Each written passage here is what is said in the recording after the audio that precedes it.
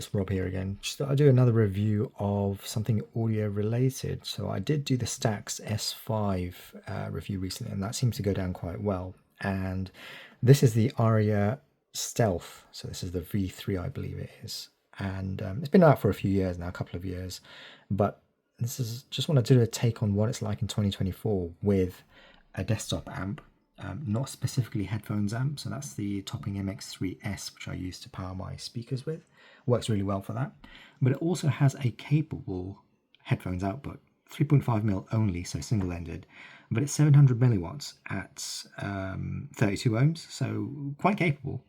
And since the Arya Stealth is a 32 ohm headphone, it's more than capable of driving those to deafening levels at volume level of around 65 to 70.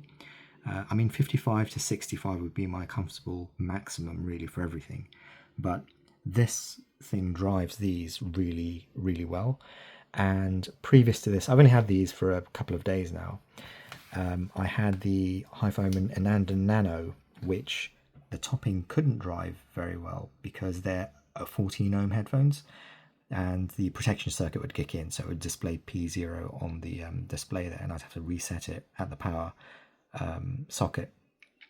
But not so with the 32 ohm on the Arya Stealth, and it's perfect. It's like a perfect pairing, really. Soundstage, stereo imaging, treble, bass, everything. And the MX3S does have tone controls built in as well, so I have got a little bit of bass and treble dialed in for my speakers, but it works quite well for the headphones as well, so that works for me. I did have the Topping DX3 Pro Plus, and it sounded great, but it didn't have tone controls, so depending on what headphones you've got, that may or may not be an issue. There's no filters either, so you can't really tune it. The only way to tune it is using APO piece EQ on software or something else. But then, as I had the Ananda Nano and I couldn't use it on the MX, I also bought the FiO K7, which is a dedicated desktop headphones amp, and obviously the DX3 Pro Plus as well. Neither of them, the DX3 Pro Plus had issues, as I said. It also died after a few days, about a week or so of use. So I returned it. I didn't really get another one. I didn't really want to play that lottery game again. And then the FiO K7 was really nice. But it was a bit too bright, so since planars are bright inherently anyway, it's not really a good pairing to match them up with a bright headphone amp. Otherwise you just get that accentuated harshness at the top end, so you get those frequency peaks at the high end, which on S's and things it just sounds really grating and can be a bit fatiguing after a while. So then I got the Questyle M15i, which I've also got a review of, video which I'll link to in the description below. I really enjoyed that. That has no filters or no sort of things to tweak or anything like that. It just works out of the box, and it's really warm and smooth sounding, and I quite enjoyed that. But it is £250 when on offer, otherwise it's £300 basically. So very expensive for what it is. And I read rave reviews of the this dongle DAC. So this is the Onix Alpha XL1, and £87 it is through HiFiCat and various other online stores as well, and that was delivered, so no import duty or anything to pay. I have to say, this sounds virtually identical to the M15i, yet it costs £87. So okay, the M15i is a current mode drive DAC / amp, headphone amp, but this uses more traditional means. It's got its own architecture as well, and I believe it's the SGI op amps that it uses. Could be wrong, I'll have to double check. I'll put it in the description if I'm wrong. But the soundstage, the stereo imaging, the bass, treble, everything is almost exactly the same as the M15i, but at a fraction of the cost. So yeah, I returned the M15i and just kept this, because why keep something that's that costly when something this cheap sounds better? Well, sorry, sounds the same, but has better specs and features. So this obviously has volume control. It's got a display on it that you can tweak various settings. It's got 5 filters that you can change as well. So if I just go into there and flick through them, You've got high-low gain as well, and you've got various options. You can change what the volume buttons do, whether to control the volume app on volume control on Windows or the volume control through here. And yeah, it's just a really nice interface. It's quick, it's snappy. I haven't had any faults with it yet, and it works with any USB port. The M15i was very picky about what USB ports or cables you use, whereas this just works with whatever. Both of them have 4.4mm balanced and 3.5mm single-ended. They're both similarly powered through the 4.4 output as well. So the M15i, I could only reference it in terms of volume loudness because Questar don't actually state standards relevant numbers for this, for the M15i, whereas Onix do for this. So this is 500 milliwatts at 4.4, 32 ohms.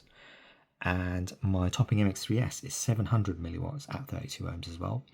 And the signal to noise ratio, it's 115 decibels for the Topping and 129 for the XL1. So not a huge world apart. And in terms of volume leveling, 66% on the XL1 correlates to about 62% on the XL1 correlates to about 67-68% on the MX3S. So they're quite close in volume loudness as well at the same high gain setting.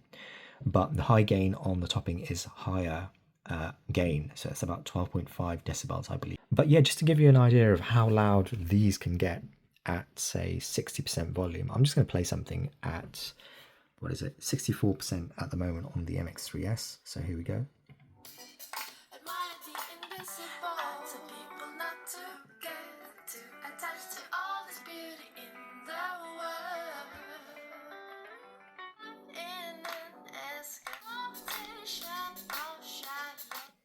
So yeah, that's at 64% volume. At 70, it becomes deafening to the ears. So you can see how loud these things get.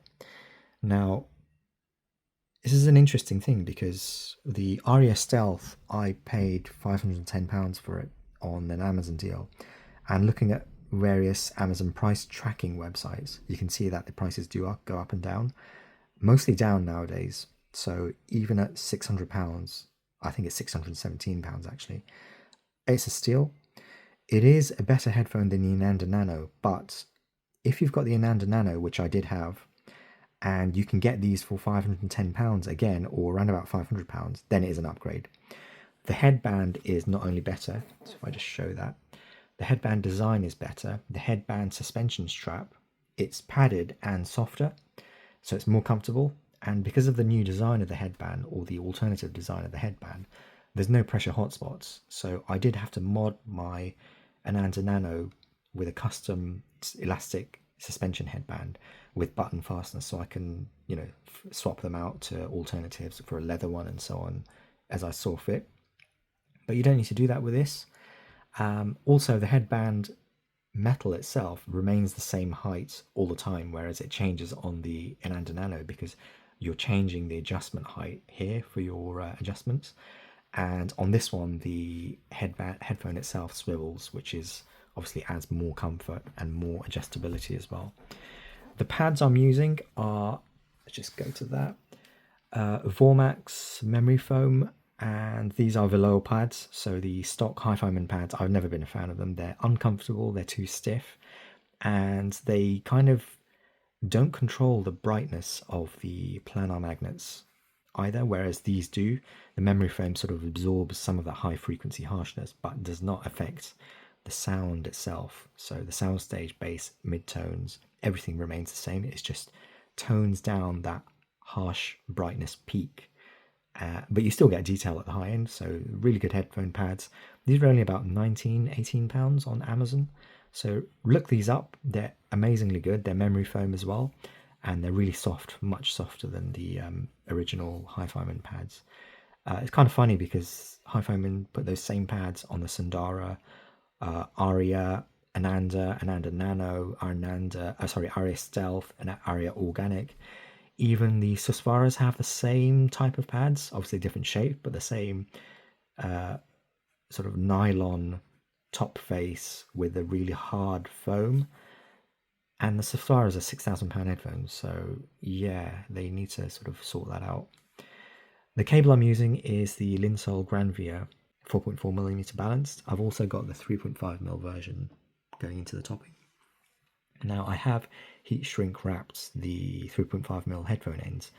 They never come color coded, not even the HiFiMAN or Sennheiser cables come color coded, so I just thought it'd be nicer to color code them myself, and you get something a bit more easier to discern what side you're plugging in the dark. So yeah, that is it. But yeah, Arya Stealth, really nice headphone. Compared to the Ananda Nano, it's more of a refined sound, very similar in sound. The bass on the Nano is slightly deeper, or the bass extension goes deeper and lower, but it's subtle again. So as I said, everything's more of a refinement over the Ananda Nano. So if you're paying full price for these, then I don't think it's worth the £500 plus extra on top of a Nano. But at £510, it's worth that small amount extra if you can sell the Nano just for the comfort alone.